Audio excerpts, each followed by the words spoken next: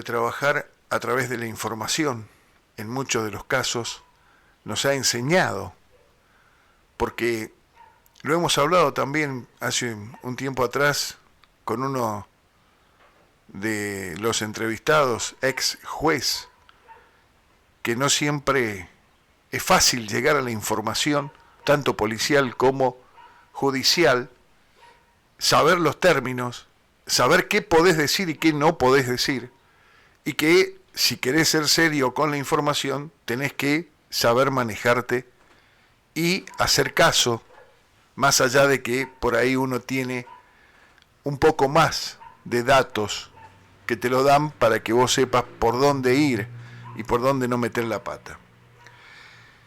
Y hace algunos años lo conocí trabajando al comisario general, así es el cargo por el cual se ha retirado. Ayer firmó su retiro de la fuerza, y que no se le encontraba la vuelta a una comisaría en Villa Mercedes que tenía que ver con los menores de edad. Y allí fue a parar. Y digo a parar en el buen sentido, con vocación de servicio, que no es fácil. Hoy tener vocación de servicio.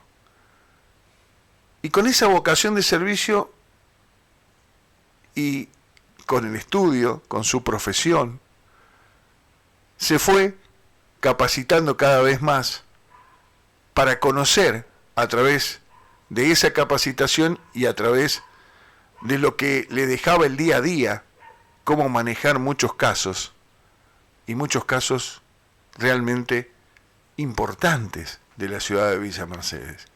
Y doy fe que en muchos casos no se pudo hacer más porque tal vez no tuvo más herramientas. Y doy fe de eso, porque le hubiese gustado hacer un poco más. Y lo vamos a hablar con él. Comisario General Gabriel Molina. ¿Cómo le va, Gabriel? ¿Cómo anda? Bien, gracias a Dios. Muy buenas tardes. La verdad que es un placer volvernos a encontrar a través del aire, ¿no?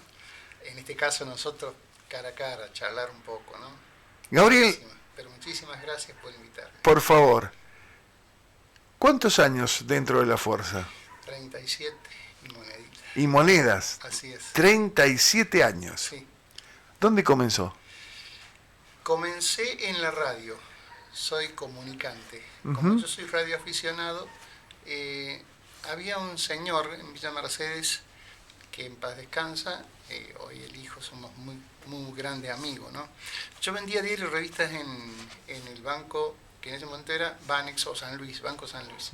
Y conocí a López, un chico que era cajero, y en esos tiempos yo me había casado, había ido a San Luis a pedir trabajo para poderme casar. Me habían dicho, sí, casate, anda de luna de miel, volvé y te damos el decreto.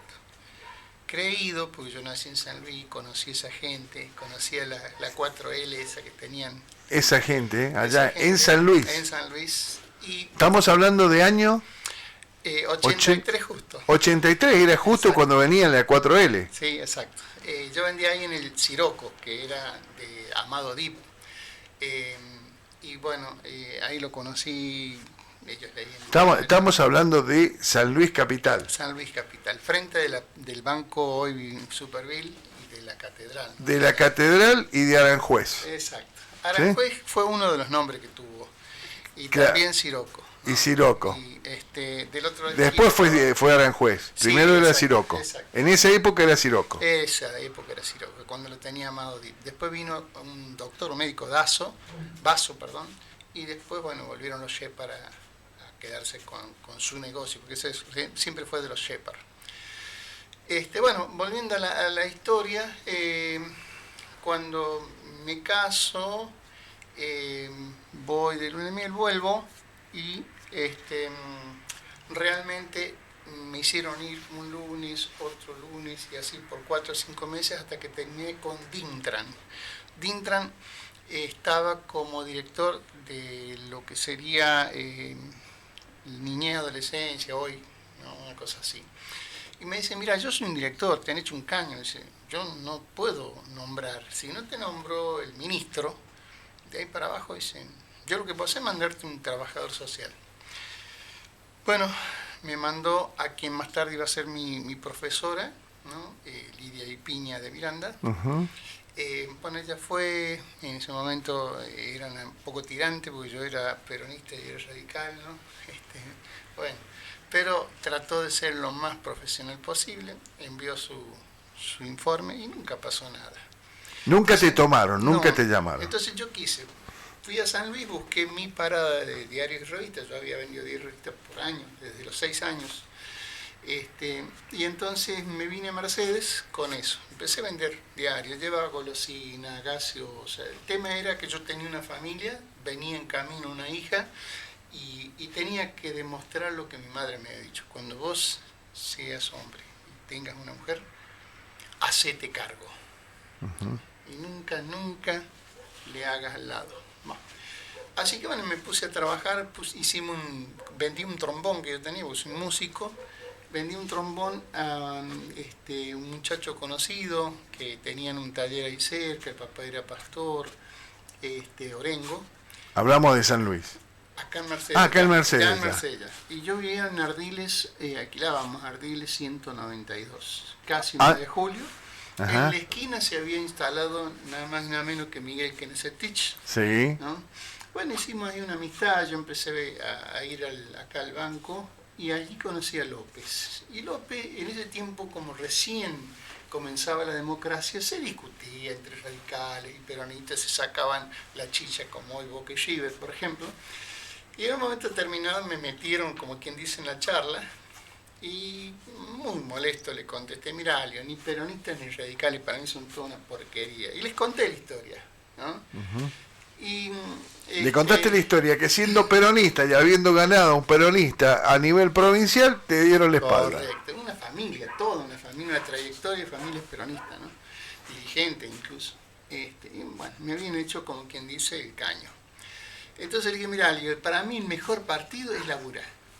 Y ustedes, cómanse entre ustedes, yo no me meto en esto. No, pero no te pongas así.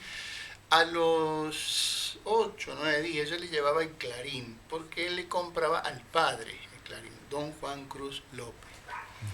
Entonces, un día me dice, haceme un favor, mi papá está al frente con mi celi, llévale el diario, ahí en el Bobby.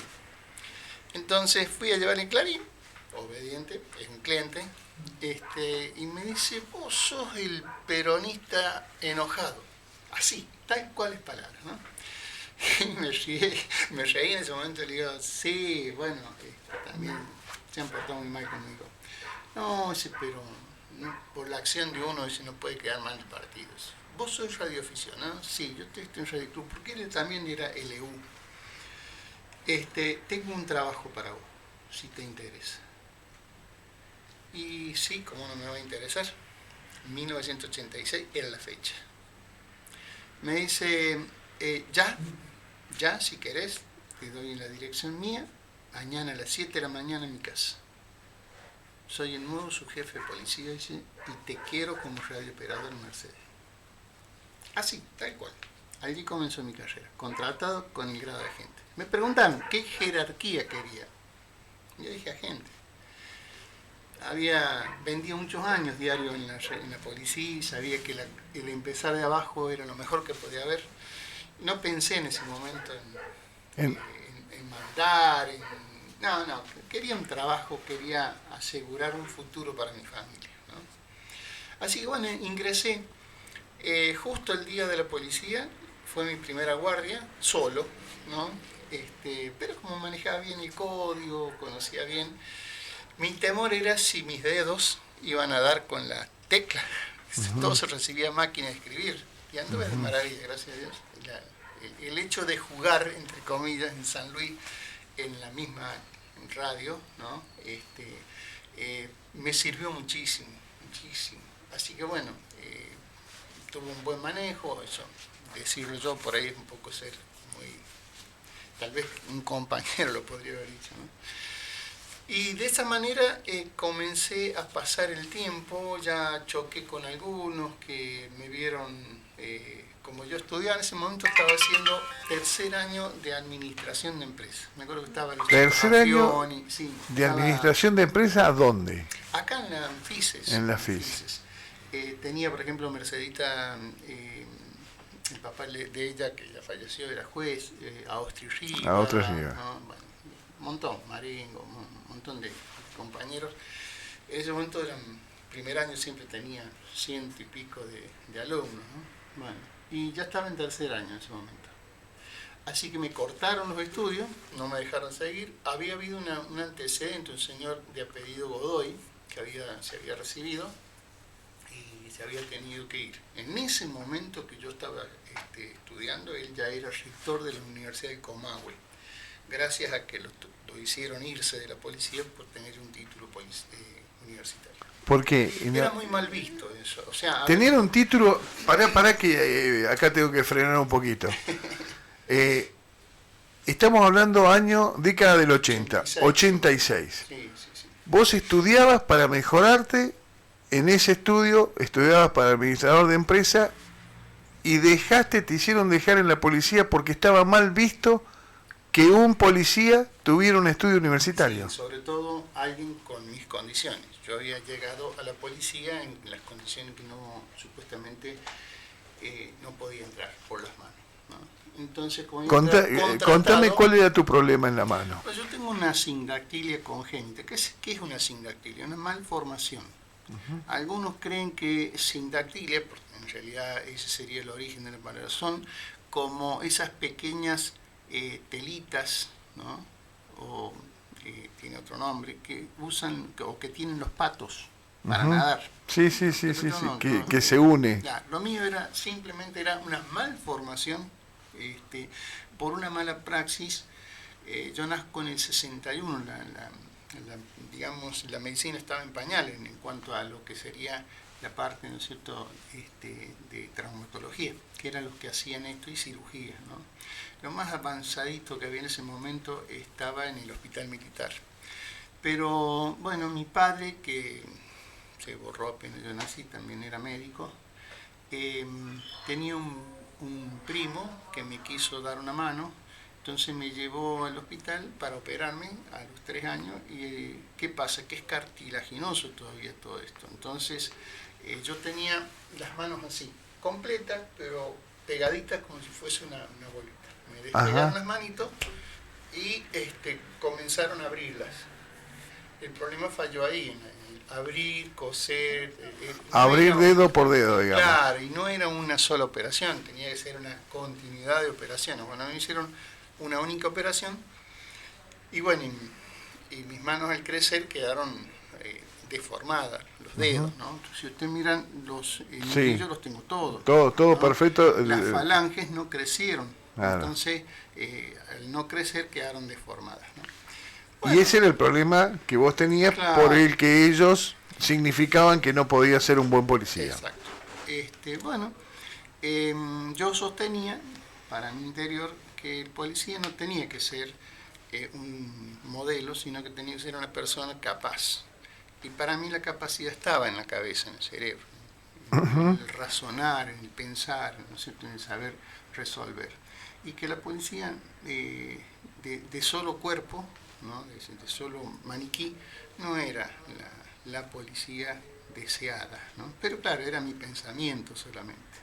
Y eso es lo que a ellos no les agradaba. Y empezaste a encontrarte con todas esas barreras. Sí, a lo largo de la carrera tuve 3 veces que me hicieron sumario con el fin de quererme echar de policía. Pero ¿qué pasa? Yo soy un hombre de fe, creo en Dios y siempre pensé que este trabajo se lo pedí tanto a Dios que no me lo dio don Cruz López, digamos solamente, sino que fue Dios que lo usó él para que me diera, ¿no? ¿Y por qué lo creo? Porque por más que quisieron, nunca pudieron echarme, ¿no? Entré contratado, tuve 10 años contratado, 10 años en que me amenazaban de que porque era contratado me iban a echar, no había ascenso, siempre era agente, siempre era el menor de todos los agentes. Si hoy entraba uno efectivo, yo era subalterno de ese, aunque hubiera pasado 5 años, ¿no? Era feo, doloroso. Claro, eso te iba a preguntar, porque digo, tenés que tener un fortalecimiento extra para poder soportar todas estas cosas. Sí, y sobre todo por ahí, como yo era estudiante universitario, por ahí así algunas acotaciones. Además, en el Radio Club nosotros nos habían enseñado un poco de electrónica, ¿no? Y por ahí me quería meter un poco en el tema de querer ayudar a reparar, ¿no? Tenía unos choques terribles, ¿no? Y habían algunas personas que directamente me soportaban, pero no me podían ni ver. Me olían y me arrestaban, ¿no? No voy a dar nombre. No viene el caso, pero sí... Quedaron en las manos de Dios ellos, ¿no? Y bueno, la cuestión es que... ¿Vos seguiste estudiando después? Bueno, después vino un jefe que era conocido de la familia Barzola, que es mi suegro, ¿no? Y al cual yo en San Luis, a un hermano de él, Paul, le había enseñado música. Y ese chico había ingresado con el grado sargento de la policía, hoy está jubilado. Entonces este hombre se acordó de esa situación y dijo, tengo un agradecimiento para vos, ¿querés estudiar? Yo voy a estar 4 años, inscribite, pero en algo que acá podás usarlo. Me acordé que en San Luis había una colega, Gito de apellido, ella era asistente social. Y averigüé y había la carrera de licenciatura en trabajo social, un poquito más superior que la asistencia social, ¿no? Y le pregunté si me deja, yo me inscribo. Dale, me inscribí. Y bueno, gracias a las materias que yo tenía hechas ya de administración, que pudieron ir como equivalencia, pude hacer la carrera de 5 años, exactamente en 5 años. Uh-huh. Cuando me recibí fue lo bueno. Ese día estaba de guardia. No me dieron, yo pedí 15 días de licencia, que estaba en la ley, y me dieron 15 días de arresto por dirigir mal la nota. Y, ¿por dirigir mal las notas? Sí, porque en lugar, yo había trabajado muchos años en factura y mi jefe era el jefe de unidad, yo se la dirigía a él. Ahora yo, en lugar de dirigirle al oficial de servicio, se lo dirigía al jefe de comisaría y por eso 15 días de arresto. El jefe de comisaría era una de las personas que menos me quería. Hay mucha historia mucha agua que pasó bajo el puente con esa persona, ¿no? Ahora, ¿por qué? ¿Por qué les molestaba tanto que alguien creciera? Yo nunca lo entendí, es algo de piel. O sea, para ellos un desafío. Ellos estaban acostumbrados a decir, esto no lo quiero, chao, se iba, y lo corría. Se tenía que ir. En cambio, yo era alguien que no solo no me quedaba callado, nunca me quedaba callado. Con mucho respeto, con mucha altura y conociendo bien la reglamentación, sabía qué contestar, cuándo contestar y cómo contestar. O qué comportamiento tener. Yo me acuerdo de... Bueno, vamos a seguir y después te voy a hacer algunas preguntas de cosas que me acuerdo. Pero digo, terminaste de estudiar, te recibiste con 15 días de arresto. ¿Y qué significa el arresto? El arresto es perder lamentablemente un poco la libertad. Si en lugar de irme a casa, en ese momento bueno ya no se quedaban, pero tenía que estar todo el día de franco ahí, solo iba a almorzar, volvía y a cenar. Y al siguiente que me quedaba ahí hasta el siguiente día que ya enganchaba el día de trabajo y así. El día de trabajo era el día de trabajo y el día siguiente era quedarme, ¿no? O sea, perdía estar con mi familia, perdía estar de hacer mis propios... ¿Viste que le pasara a otra gente también? Algunos, como yo, tenían, porque eran, bueno, se quedaban dormidos, se emborrachaban, porque había mucho alcoholismo en la época que yo ingresé a la policía, ¿no? Tal es decir que uno de los el cambio, que hubo del famoso cuadro único, vino a raíz de una boconeada mía. ¿Se acuerdan ustedes de Luisito Silvera? Sí, me acuerdo. Bueno, él era mi jefe y sí. Él era el secretario del jefe de unidad. Entonces me dice, che, vos que sos trabajador social, organizaste algo para la jornada de esta fiesta de la policía, era el aniversario.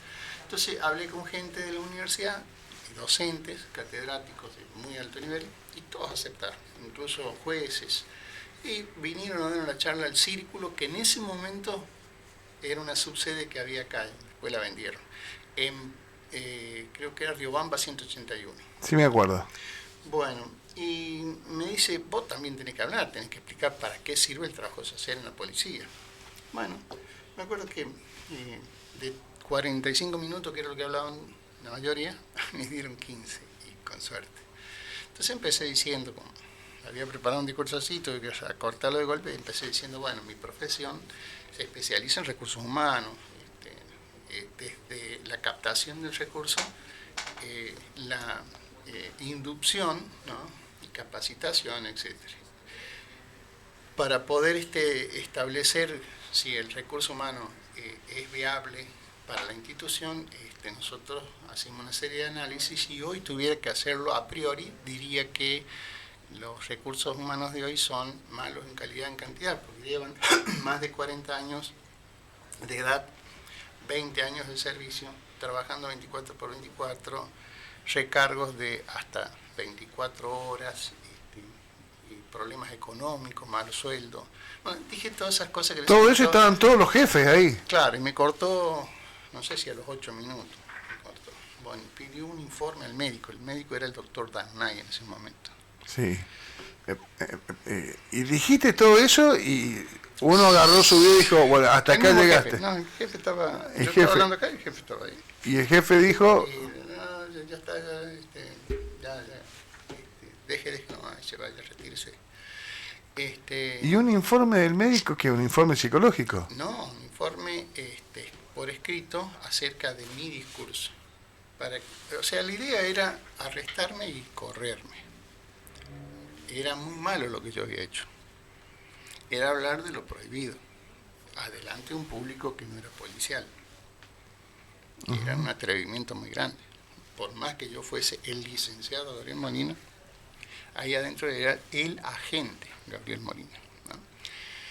Entonces, Darnay se basa en la Organización Mundial de la Salud, en los consejos prácticos de la Organización Mundial de la Salud, que tenía igual que la OIT, y hace un informe mucho más grave, muchísimo más grave. ¿Qué ocurre con ese informe? Se lo lleva el día de la policía, el mismo día, el 30 de octubre, y el 1 de noviembre aparece textual, con sellos, con firma. En el último, ¿se acuerdan ustedes de este chico que fue profesor mío, que era periodista, tenía Diseño, un diario? No me acuerdo. Bueno, entonces en ese... San Luis. Acá, salía a nivel provincia, pero lo hacían acá.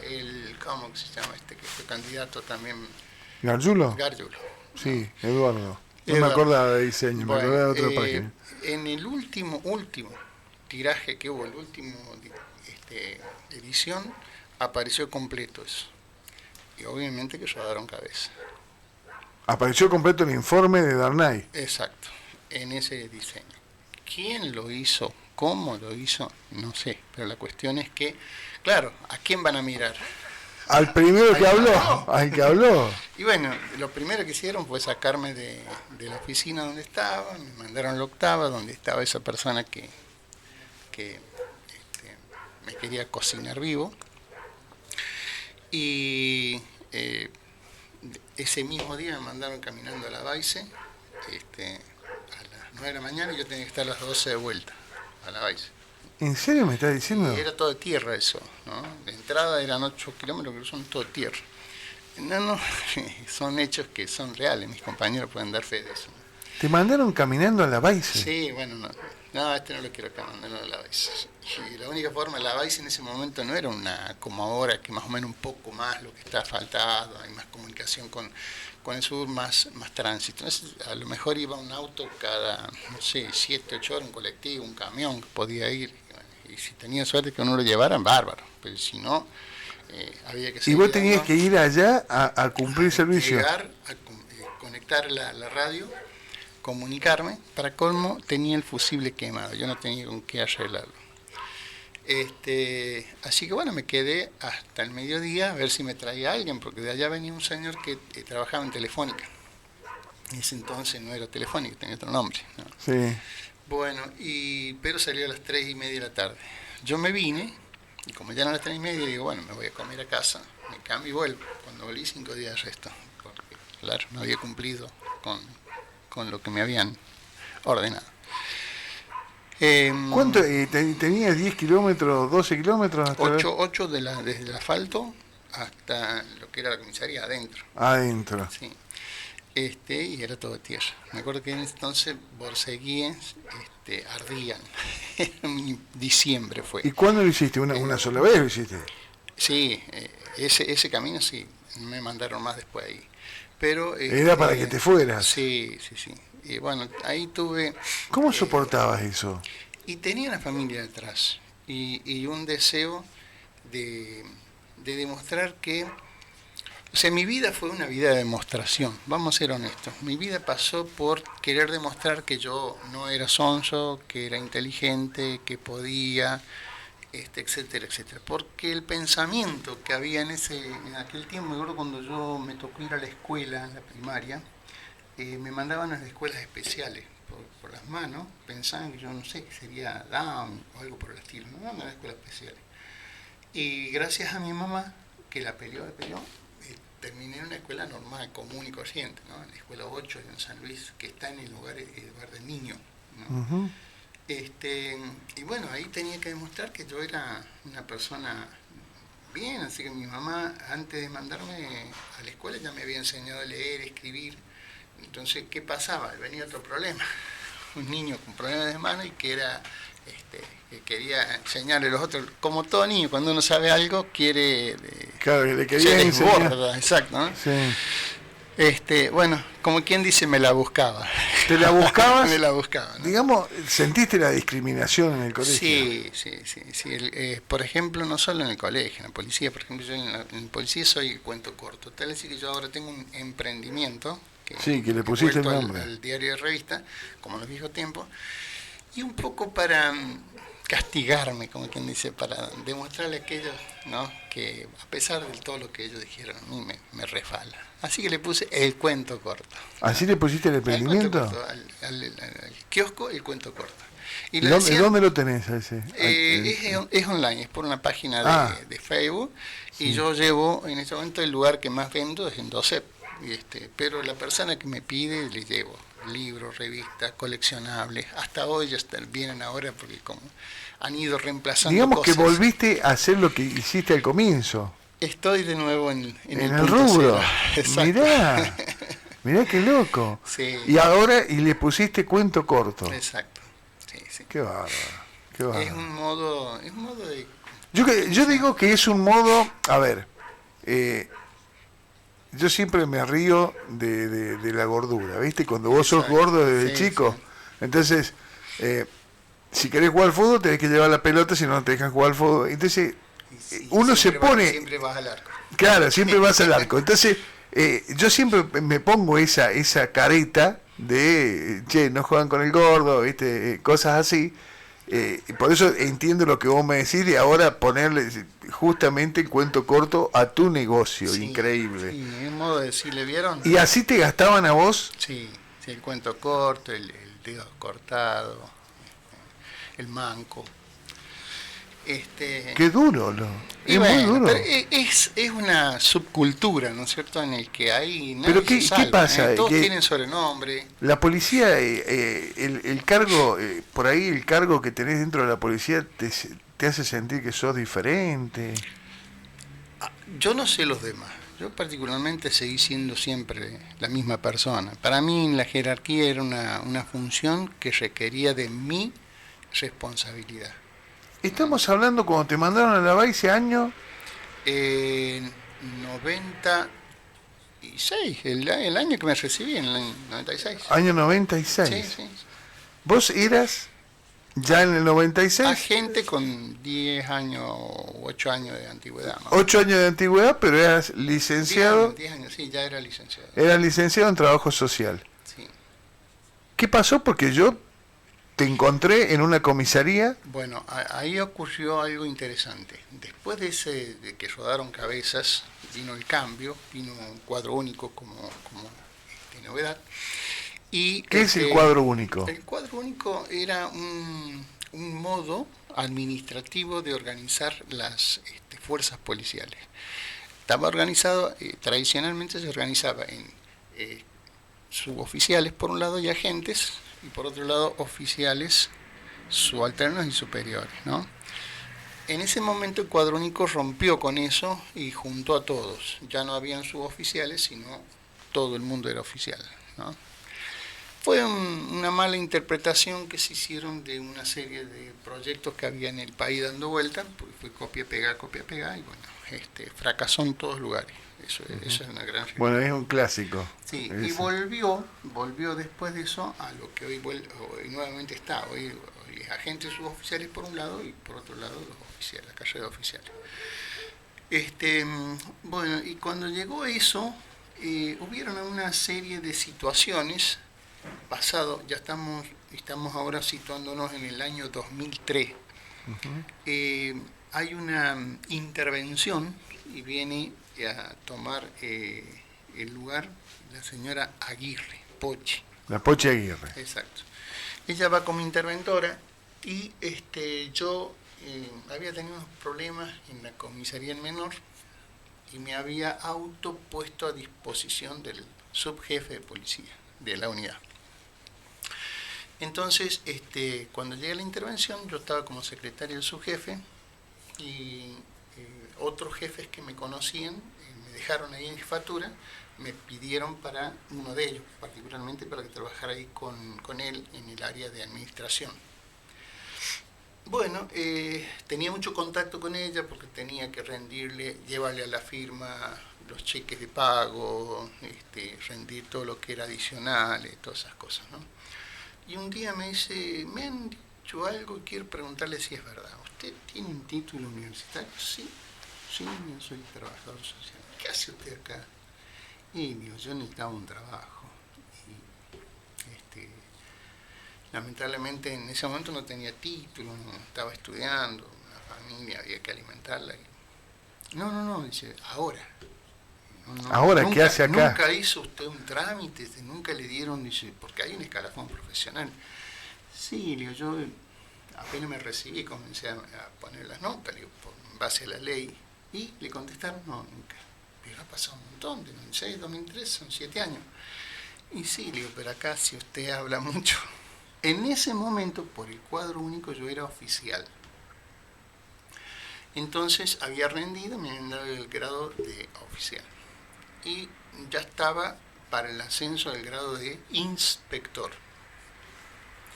Entonces me dice, ¿tiene usted algún antecedente? Y si tiene tiempo, le digo, yo le puedo traer. Tengo algunos cuantos. Me dio un librito más o menos, no sé, habían sido Habías guardado 90 todo. o 100 copias. Dice, déjemelo. ¿Confía en mí? Sí, déjemelo. Dice. Bueno, como al mes me dice, sí, la verdad es que hay una mora administrativa terrible acá. Terrible. Estoy trabajando en lo suyo. Bueno, dije yo, una más que me mienta, Uno más que me va a mentir, que sí, le hace una mancha más al tigre. Yo esperaba el ascenso al grado de inspector y el día que salían los ascensos, yo estaba atento porque digo, bueno, seguramente que me toca, a lo mejor por ahí me lo dan, por ahí me lo pisan. Me llama el jefe mío y me dice, ¿está sentado? Y no, pero me siento, le digo, cuénteme qué cosa hay, no me diga que me van a arrestar. No, en este momento se está leyendo el decreto ese y a usted lo nombraba subcomisario, que era un grado más. Uh-huh. La ley decía en aquel entonces, cuando yo inicié el trámite, que el escalafón profesional ingresaba siendo policía anteriormente. Tenía que ingresar por el 3er grado de la carrera de oficiales, que en ese momento era oficial auxiliar. De auxiliar, en ese momento había principal y luego subcomisario. Pero cuando vino el Cuadro Único no tenía auxiliar, tenía inspector y subcomisario. Entonces, el que era auxiliar pasaba directamente a subcomisario. Y esa había sido la razón por la que me pasan el grado de subcomisario. Pero cometiendo un error, llamémosle desprofeso. Si me daban el grado de subcomisario, yo pasaba al cuadro profesional, yo iba a sentarme en la oficina a hacer un trabajo profesional nada más. Cumplía horario de la mañana, me iba a casa, de lunes a viernes, y no había. Pero como a mí me querían sacar, seguía eso de que a Molina no tengo que echar. Me dejaron en el cuadro, en el escalafón general de seguridad. ¿Eso qué significaba? Que yo tenía que trabajar todos los días, que con ese grado yo tenía que ir a cargo de una comisaría, y con la supuesta inexperiencia era obvio que yo... iba a durar poco. Claro. Por mi propio peso iba a caer, obviamente. En todo ese tiempo, yo había venido con el gallego Blasco, que había estado antes. Habíamos venido haciendo una serie de trámites. Blasco ya se había ido. Ya se había ido. Sí. Y volvió retirado. No, ya se había ido, sino que con él en su gestión habíamos hecho unos trámites a nivel municipal. En ese momento estaba de intendente, para que tengan una idea, un colega nuestro, el único trabajador social que fue intendente acá en Villa Mercedes, ¿no? Señor, no me estoy acordando. ¿Medaglia? No. Bueno, ya estoy medio Aguilar. alcohólico. No. Un hombre grande ya. ¿Canjiano? Canjiano, licenciado Canjiano. Entonces hablamos con la idea de obtener un terreno en donación del municipio para poder construir. En ese tiempo habían planes de construcciones de comisaría. Entonces nosotros proponíamos la construcción y creación de la comisaría El Menor en Villa Mercedes. Y fundamentamos bien la cosa, al punto que sí, que justo hablando de Medaglia, la familia de Medaglia había entregado un terreno, donde está actualmente la comisaría menor, en pago de una deuda que ellos tenían al municipio y estaba en disponibilidad. Así que fuimos y la vimos, nos gustó, le dijimos que sí, y bueno, a los 4 o 5 meses nos dieron el decreto ya con la escritura, con todo para comenzar a construir. Y en el año 2000 se entregó la obra, y ya había comisaría del menor. Por eso le digo que yo había estado en comisaría del menor. En el 2003 me pongo a disponibilidad del subjefe por los problemas que habían de esta misma situación, de que yo era trabajador social, pero en ese momento todavía seguí siendo agente, ¿no? Y que, bueno, todas estas cosas... No, cabo era en ese momento, cabo. Y chocaba con los oficiales y cosas por el estilo, y me dijo, bueno, no, acá no puedo trabajar, me voy. Y me puse. Entonces su jefe me dice, quédate conmigo, acá no te hagas nada. Y ahí me encontró la intervención. Y ahí ocurrió de nuevo y de ahí volvés a la comisaría del menor. Después, cuando vuelve el jefe que yo había reemplazado, al ver que bueno, que le había sido fiel, yo no me puse a investigar a nadie, eso era una cuestión que tenía que hacer la intervención, ¿no? Yo, así que tenía que meter en cosas ajenas, ¿no? Uh-huh. Cuando volvió le caí en gracia y me dijo, mira, vos sos trabajador social, así que nada mejor que zapatero a tus zapatos. Hacete cargo de la comisaría menor. ¿Y cuántos años estuviste ahí? 2003 al 2010. 7 años. Me sacaron y fui a parar a la 10ª, la 29. ¿Por qué te sacaron? Nunca lo entendí. Claro, no, en ese momento había una situación coyuntural. Habían enviado una serie de efectivos que no reunían perfil y que ponían en peligro la imagen de la institución. Eran chicos violentos, chicos que no tenían miramiento por lo que uno quería enseñarle, ni respeto por la... Entonces fui al jefe y le digo, mira, yo así no puedo trabajar. O me da la gente que yo necesito, o mandame a otra comisaría. Bueno, te mando a otra comisaría, listo, pon. Claro, no se podía solucionar mandando a la gente que realmente podía estar a cargo de la comisaría del menor, que dicho sea de paso, después hubo problemas justamente por eso que acabas de decir, ¿no? Sí, exacto. Maltratamiento de los chicos, bueno, sí. No vamos a empezar a recordar casos porque hay un montón de casos que se dieron que fueron denunciados a la policía y demás. Bueno, y ahí fuiste a parar a Late, ¿no era?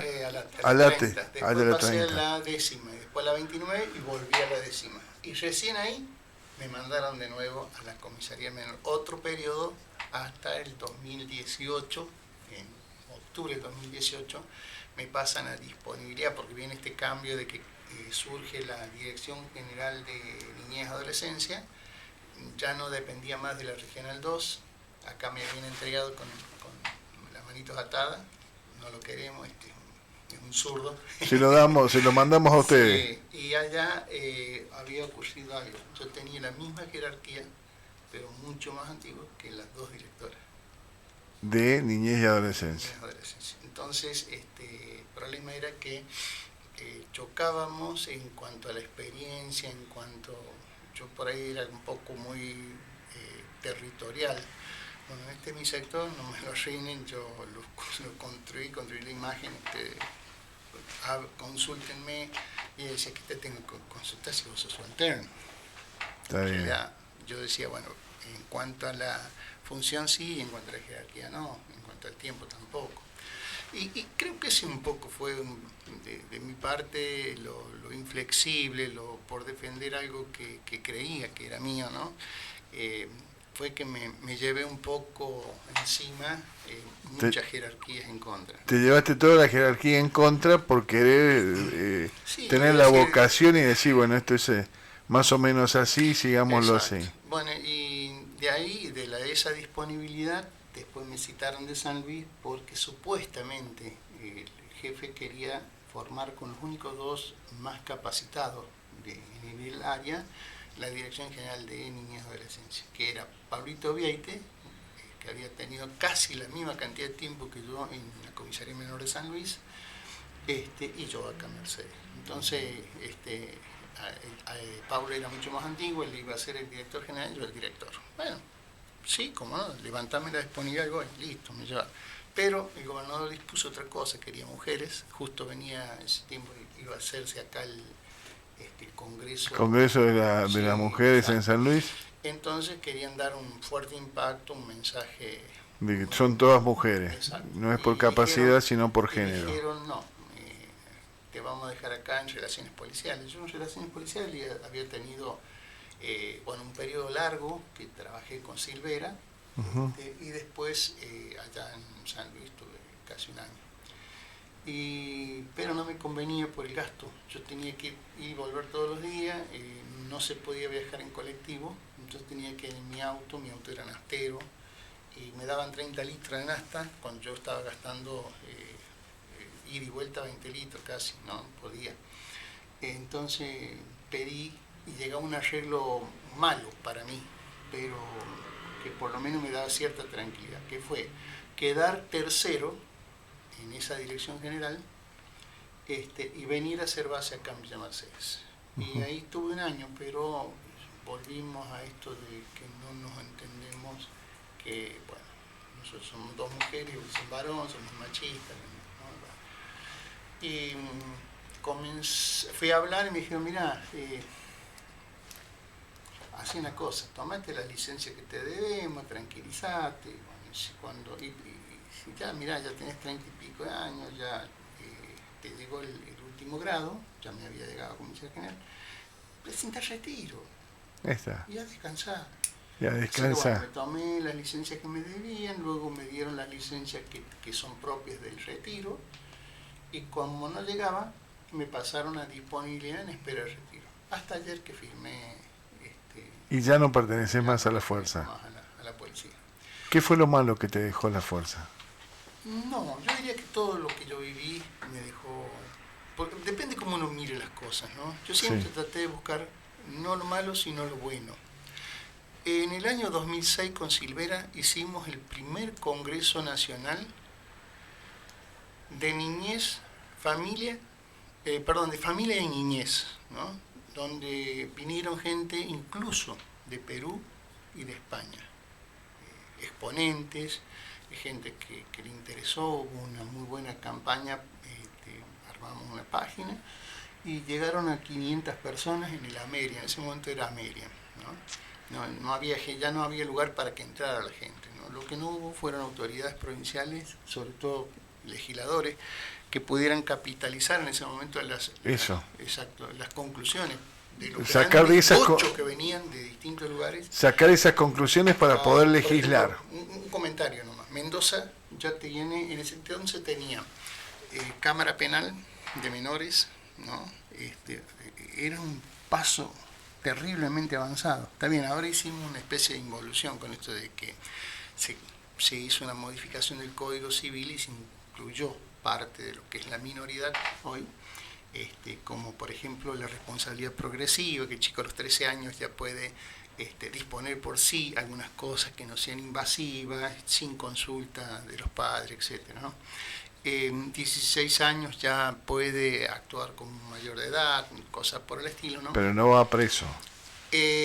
No. Perdón que sea así, pero No, es lo no. que la gente está pensando del otro lado. No. Lo único que, bueno... Digamos, le dimos más derecho, sí, pero no le pusimos más obligación. Más poder, lo que más no poder. Le pusimos límites, ¿no? Exactamente. Y tampoco capacitamos a los padres para que sepan lo que es poner límites. Muchas veces el negociado, como hoy por ejemplo una mamá de un niño recién nacido, un año y medio, para que le deje hacer las cosas, y lo primero que hace es le clava el teléfono, ¿no? Y el niño hoy es, como dice el oficial Gordillo, un humorista tucumano, ¿no? Sí. Son realmente criados de Discovery Channel, ¿no? Tal cual. Hablan en neutro. En neutro, ni siquiera asimilan, más, hablan en inglés más que en el castellano, ¿no? En castellano. Entonces, bueno, esa fue una de las cosas positivas. El Congreso, hubo muchos profesionales del medio que estuvieron y que pudieron aprender cosas nuevas, a diferencia de las autoridades que no aprendieron nada, ¿no? No. En ese momento el juez que había hacía poco que se había hecho cargo, Ortiz, sí, ¿no? Él estuvo, gracias a Dios, un gran tipo, hicimos una gran amistad con él, con Santiago. Yo era compañero de ventas de revistas de la familia. Ajá, de la familia ahí. Santiago trabajaba en el banco y la madre tenía el negocio, que todavía todavía está ahí, ¿no? Bueno, y también hicimos amistad con otros que se fueron, que ya no están, se fueron de la provincia, algunos murieron, Autry Riva Padre, juez, ¿no? Y con Flores. Con Flores tuvimos de las mejores experiencias. Lo bueno que él era abierto. Entonces le llevamos un proyecto, una oportunidad, para ver cómo podíamos ayudar a los chicos que eran adictos y a su vez eran ladrones, vamos a decir así, ¿no? Delincuentes. Él nos permitió, por oficio, al comisario mayor Gatica, Domingo Antonio, y a mí, tomar bajo responsabilidad nuestra a 4 chicos que nosotros los apadrinábamos, los cuidábamos, ¿no? Logramos un gran cambio hasta que obviamente se tuvo que ir Gatica, me fui yo y todo eso quedó en la nada. En la nada. ¿No? Ya habíamos creado un área donde tenían televisores, donde había viejas computadoras, ¿no? Que habíamos conseguido donadas, entonces los chicos tenían horario de juego, horario de aprendizaje, horario de comida, ¿no?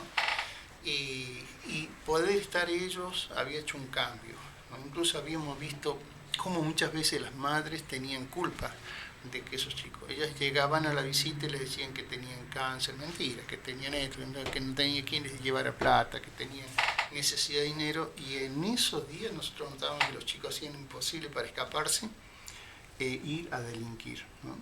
Que ese era un punto peligroso de este proyecto. Y un poco quizá Domingo por ese lado lo dejó irse para evitar alguna cuestión. Él era el jefe en ese momento, hacía un trabajo profesional en ese momento, como trabajador social. Después otro bueno que tuvimos fue trabajar en red, aprender a trabajar en red, trabajar con la Dirección General de Niñez, la Dirección General de Minoridad, que era en ese momento acá, ¿no? Con el Colegio de Trabajo Social, con la misma universidad, ¿no? Y con gente de inclusión social. Los mejores trabajadores sociales y los mejores colaboradores que tuvo la comisaría menor eran todos de inclusión social. Mira. Que íbamos, los veía, los captaba, hablaba con los jefes, ¿no? Y lográbamos traerlos a la comisaría del menor. ¿Cómo cambiamos? Ya cierro, pero quiero que me diga ¿cómo cambiamos esta situación? ¿Se puede cambiar la situación hoy de los menores y la cantidad de droga que hay en Villa Mercedes? Porque de esto nadie quiere hablar. Sí, cambiar se puede hoy, pero se necesitan muchas cosas, muy muchas cosas. ¿Cómo qué? Decisión política, obviamente. Detrás de eso tiene que haber un respaldo económico. Nada se hace aplaudiendo ni por amor al arte, ¿no? Las voluntades están. Es más, yo mismo volvería sin cobrar un peso a trabajar en eso, pero trabajar en el aire no es posible. Por ejemplo, ¿qué podríamos hacer? Crear un lugar abierto, ¿no? En donde hayan talleres, escuelas, ¿no? Donde el chico delinquió y entre un programa en el que el juzgado y la comisaría del menor tengan injerencia, ¿no? En el que el chico pueda ver la posibilidad de cambio. De reinsertarse de alguna manera. Claro, porque hoy él no ve en el horizonte una posibilidad. Una posibilidad de cambio. Es más, hoy yo me recibo en la universidad, a veces no encuentro un horizonte de trabajo. Imaginen esos niños que vienen de abajo, que no tienen ni a veces ni para comer. Entonces, un poco también pasa por ahí, ¿no?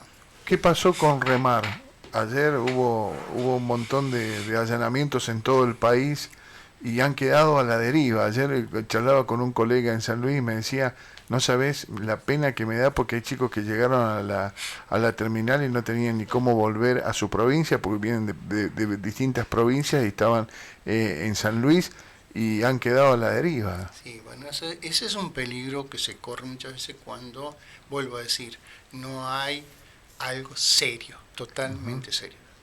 Remar comenzó a perder credibilidad hace mucho tiempo. Nunca falta que aparece alguien que se hace cargo y tiene apetencias, ¿no? Entonces utiliza y termina llevando a lo que debería sacar. Y eso es lo que pasó en Remar. Lamentablemente eso es lo triste. Acá lo que tiene que haber es moral. No hablar de Dios, sino actuar como Dios actuaría. Qué buena que estuvo esa. Qué buena. Muy buena.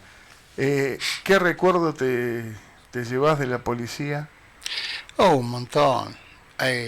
Noches, cuando murió Berra, me tocó toda la noche estar cuidando el vehículo que estaba aplastado, que parecía un plato, y bueno, seso por todo lado, en oscuridad total, a más o menos 3 kilómetros de la última fábrica, por la 148 Sur.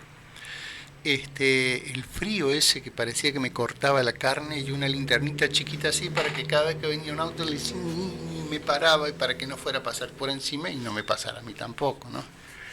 Esa es una. Tuve una triste realidad acá en el Española.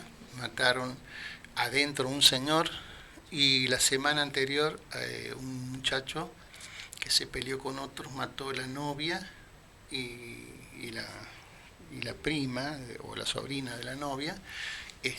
Esas fueron dos experiencias muy feas, muy fuertes. Sí, muy fuertes, ¿no? Después, las carreras, pararte en la esquina y llegar a tu casa con un bloque, como si fueses una montaña de piedra, ¿no? Porque los autos giraban y te tiraban todo el barro, ¿no? Y quedaban, y bueno, llegar a tu casa. Las noches de guardia, por ejemplo, estos mitos, realidades, que las comisarías tienen fantasmas y esas cosas, ¿no? ¿Tienen? Mira, yo nunca... Nunca viste ninguno, nunca se te cruzó ninguno. No, para nada. Habrá sido mi forma de vivir la espiritualidad. La creencia. ¿No? Pero ellos sí, los muchachos hablaban de que veían sombras, de que sentían que escribían máquina, que, bueno, un montón de cosas por el estilo, ¿no? Otra experiencia fue cuando Tito Cámara, que fue jefe departamental Pedernera, mandó a traer todas las mujeres que trabajaban en la ruta, alrededor de 60. No quedó un policía sin chinche, porque claro, las mujeres llegaron y tenían que usar el baño.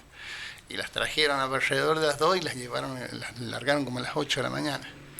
Y habían usado los baños. Al otro día, ya lunes, llegaron los empleados y la mayoría se fueron a la casa con los premios. Esos, con los premios que habían dejado esas cosas, ¿no? Qué terrible, locura. ¿no? La verdad, un gustazo charlar, que me hayas contado todo lo que has vivido dentro de la policía, abrirte de esa manera, y en alguna otra oportunidad te vamos a invitar más para hablar desde lo social y fundamentalmente desde el trabajo social que hiciste y el que podés hacer o que pueden hacer si mañana te llaman y te dicen tenemos que organizar esto porque cada día se pierden más chicos. Sí, es verdad. Se pierden y Exacto. vuelven. El tema es dónde estuvieron, con quién estuvieron. Algunos no volvieron. Algunos no Algunos volvieron, no volvieron. pero la mayoría se pierde el fin de semana y vuelve. Sí, otra cosa que creo que hay mucho para hacer, tanto adentro de la institución como fuera. Lo que por aquí muchas veces me dicen que soy loco de pensar, hay muchas parejas que se fueron formando en la policía desde el momento que se tomaron mujeres, ¿no?, para trabajar. Entonces formaron, y ambos tienen armas, y ambos tienen problemas, y ambos muchas veces necesitan esa salida. Quitarle el arma cuando lo denuncian, sí, es algo, pero no soluciona el problema. Hubo un caso en el que le habían sacado el arma a la chica, pero el marido tenía el arma. Entonces ella fue y le sacó el arma al marido. Y casi tuvimos un problema. Entonces, adentro hay mucho para hacer. Y fuera también, muchísimo. Pero vuelvo a decir, la voluntad sola no sirve. Golpearse el pecho y decir soy católico, soy creyente, soy protestante, nunca fue para mí un cristianismo real. ¿Cuántas cosas dejó? Muchísimas gracias. Ni siquiera tocamos el tema de la familia, de tu familia, que es la que debe haber soportado muchísimo todo esto, pero no va a faltar oportunidad para que sigamos charlando. Desde ya muchísimas gracias a ustedes. Para mí es contar un poco la historia, ¿no? Es más, estoy pensando en algún momento hacer una autobiografía. Y está bueno, hay que escribirlo. Por ahí me pregunto si no soy muy egoísta pensarlo, ¿no? No, para nada, porque puede solucionar muchos problemas. Sí. Yo siempre creo que hay alguien, que en algún momento alguien va a venir y va a decir, che, hay que solucionar esto. Busquemos al más capacitado o aquel que tiene una experiencia en el tema y veamos entre este y este otro qué sacamos de bueno y veamos si se puede cambiar. Vos sabés que siempre creo en eso, Sí. que alguien va a aparecer alguna vez. Yo lo que tengo miedo es que hay mucha gente ofreciéndose, diciendo yo soy la solución. Yo soy, Sí, bueno, pero... yo soy la capacidad total. Y a veces por ahí son tantos que uno queda tan allá lejos que a mí no me gusta andar, nada. Yo soy lo que soy y puedo lo que puedo. Así me conocieron y así me voy a ir de este mundo, ¿no? Comisario General, así es. Muchísimas gracias. No, muchas gracias a ustedes. Y una cosa que quiero dejarle a usted y a todos los demás. Me retiré de la policía, pero no del mundo. El que me necesite, ahí está, puede contar conmigo. Pero muy bien. Y me consta que es así. Comisario General Gabriel Molina.